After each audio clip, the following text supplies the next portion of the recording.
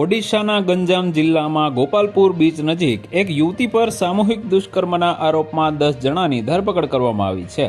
આ ઘટના એવા સમયે બની હોવાનું કહેવાય છે જ્યારે યુવતી તેના પુરુષ મિત્ર સાથે બીચની મુલાકાતે ગઈ હતી। ઓડિશા પોલીસના જણાવ્યા અનુસાર તમામ આરોપીઓ હિંજલીકીટ વિસ્તારના છે। આરોપીઓએ રવિવારે રાત્રે લગભગ 8:30 વાગ્યે ગોપાલપુર બીચ પર યુવતી અને તેના પુરુષ મિત્રને એકાંત સ્થળે બેઠેલા જોઈને કથિત રીતે યુવતી પર સામૂહિક દુષ્કર્મ કર્યું હતું। આ ઘટના અંગે એક્સ હેન્ડલ પર પોસ્ટ કરતા નાયબ મુખ્યમંત્રી પ્રવતી પરિડાએ લખ્યું, ગોપાલપુર બીચ પર એક યુવતી પર થયેલા સામૂહિક દુષ્કર્મની ઘટનાથી હું ખૂબ જ દુઃખી છું। અત્યાર સુધી 10 લોકોની ધરપકડ કરવામાં આવી છે। મેં આ ઘટના અંગે એસપી સાથે વાત કરી છે અને સંપૂર્ણ તપાસ તેમજ ભવિષ્યમાં આવી ઘટનાઓ ન બને તે માટે જરૂરી પગલાં લેવાનો આદેશ આપ્યો છે।